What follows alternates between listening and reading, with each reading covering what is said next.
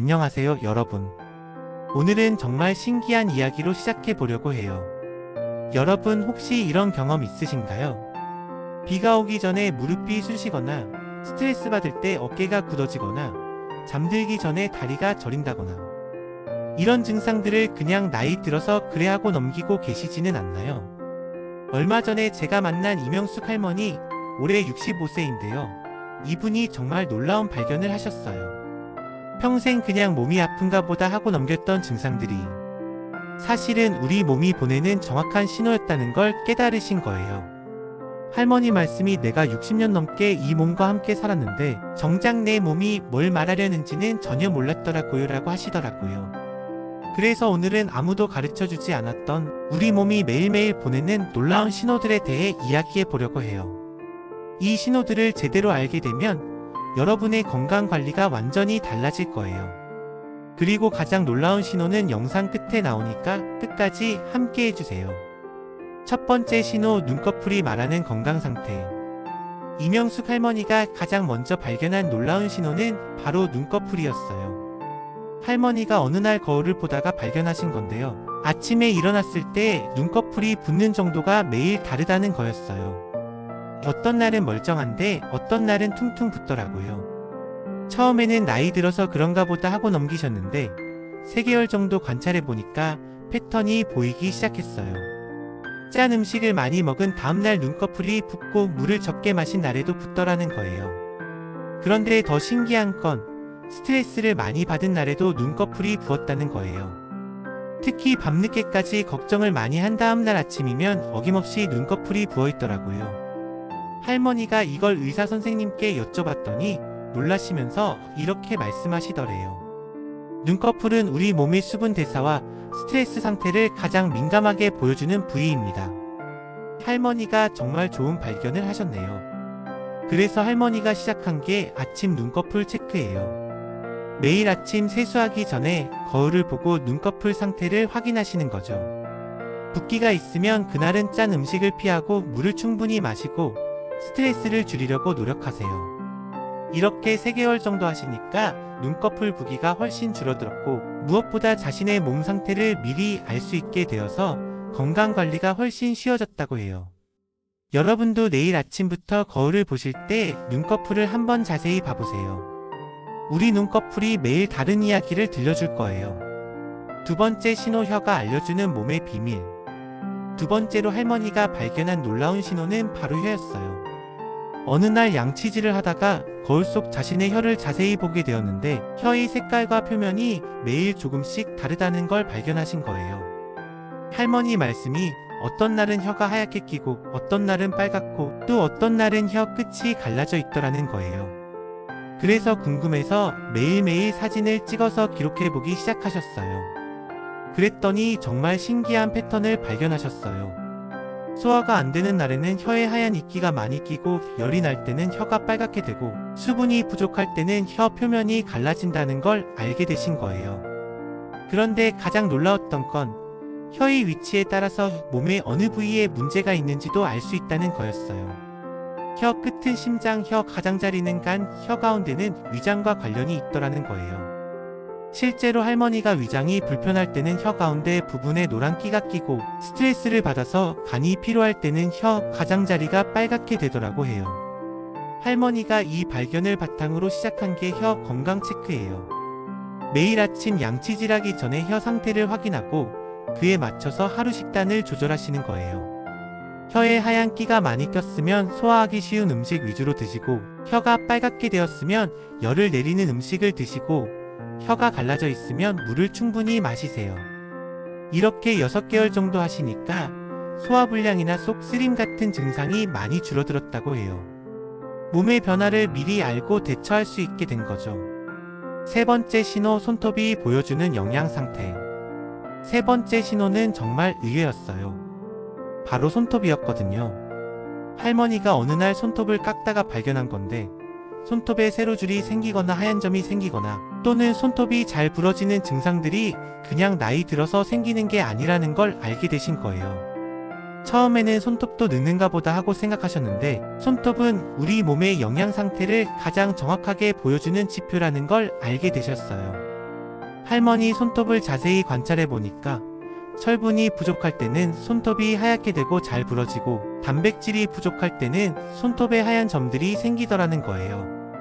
그리고 칼슘이 부족하면 손톱이 울퉁불퉁해지고요. 가장 신기했던 건 손톱의 반달 모양 부분이었어요. 엄지손가락에만 보이는 게 정상인데 다른 손가락에도 반달이 크게 보이면 혈액순환에 문제가 있다는 신호고, 반대로 엄지에서도 반달이 안 보이면 빈혈이나 영양 부족을 의심해 볼 수 있다는 걸 알게 되셨어요. 할머니가 이걸 바탕으로 시작한 게 손톱으로 영양 체크하기예요. 일주일에 한 번씩 손톱 상태를 자세히 관찰하고 변화가 있으면 그에 맞는 영양소를 보충하시는 거예요. 손톱이 잘 부러지면 철분이 많은 시금치나 간을 드시고, 하얀 점이 생기면 단백질이 풍부한 계란이나 생선을 더 드시고, 손톱이 울퉁불퉁하면 칼슘이 많은 멸치나 우유를 챙겨 드세요. 이렇게 하니까 손톱이 훨씬 단단하고 예뻐졌을 뿐만 아니라 전체적인 영양 상태도 좋아져서 몸이 훨씬 가벼워졌다고 해요. 네 번째 신호, 발가락이 말해주는 혈액순환. 네 번째 신호는 많은 분들이 놓치시는 부분인데 바로 발가락이었어요. 할머니가 겨울에 양말을 신다가 발견한 건데 발가락 끝이 차가운 정도가 매일 다르다는 거였어요. 어떤 날은 괜찮은데 어떤 날은 발가락이 얼음장처럼 차갑더라는 거예요. 처음에는 날씨 때문인 줄 알았는데 같은 온도에서도 발가락 온도가 다르다는 걸 발견하시고 궁금해서 관찰을 시작하셨어요. 그랬더니 놀라운 사실을 발견하셨어요. 스트레스를 많이 받은 날, 짠 음식을 많이 먹은 날, 오래 앉아 있었던 날의 발가락이 특히 차갑더라는 거예요. 의사 선생님께 여쭤봤더니 발가락은 우리 몸의 가장 끝부분이라서 혈액순환 상태를 가장 민감하게 보여준다고 하시더라고요. 혈액순환이 안 되면 발가락부터 차가워지기 시작한다는 거예요. 그리고 더 신기한 건 발가락 부위별로도 의미가 다르다는 거였어요.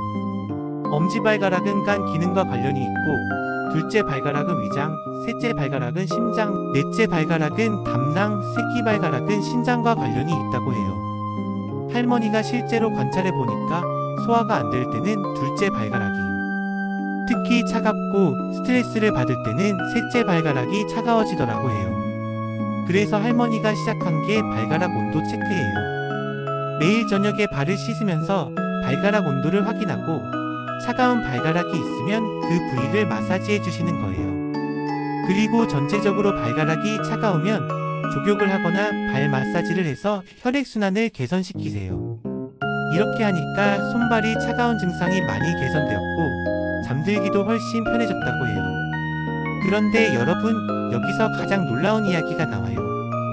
이명숙 할머니가 이 모든 몸의 신호들을 관찰하면서 발견한 가장 놀라운 사실이 뭐였는지 아세요?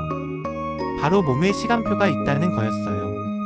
할머니가 6개월 동안 매일매일 몸의 변화를 기록해보니까 우리 몸이 하루 24시간 동안 정해진 시간표에 따라 움직인다는 걸 발견하신 거예요. 예를 들어 새벽 3시 5시에는 폐가 가장 활발하게 움직여서 이 시간에 깨면 폐에 문제가 있을 수 있고, 오전 9시 11시에는 비장과 위가 활발해서 이 시간에 소화가 안 되면 위장에 관심을 가져야 한다는 거예요.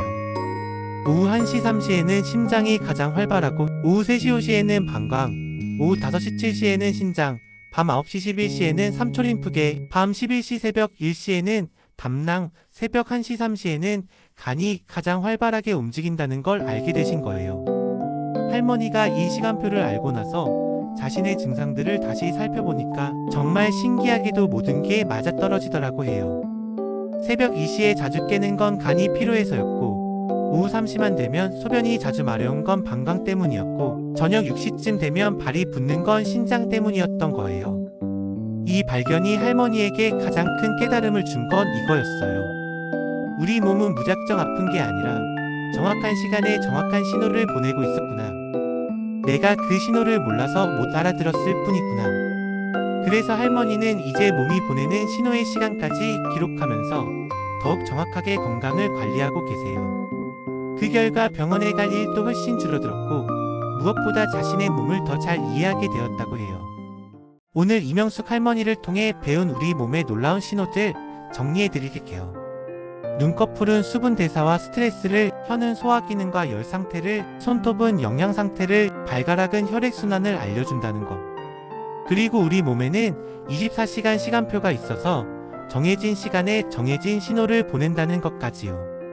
60년 넘게 우리와 함께해온 이 몸이 매일매일 이렇게 많은 이야기를 들려주고 있었다니 정말 놀랍지 않나요? 내일부터 여러분도 거울을 보실 때 눈꺼풀을, 양치질할 때 혀를, 손을 씻을 때 손톱을, 잠들기 전에 발가락을 한 번씩 자세히 살펴보세요. 우리 몸이 들려주는 이야기를 듣다 보면 병원에 가기 전에 미리미리 건강을 지킬 수 있을 거예요. 몸의 신호를 알아듣는다는 건 단순히 병을 예방하는 것을 넘어서 자신과 더 가까워지는 일이에요. 60년 넘게 함께해온 소중한 동반자의 목소리에 귀 기울여주세요. 작은 관심 하나가 건강한 삶을 만들어갑니다. 오늘부터 여러분의 몸과 더 친해져 보세요. 이런 유익한 이야기가 도움이 되셨다면 구독 버튼도 눌러주시고 댓글로 여러분이 발견한 몸의 신호도 들려주세요. 다음에도 건강하고 유익한 이야기로 찾아뵐게요. 오늘도 건강한 하루 보내세요.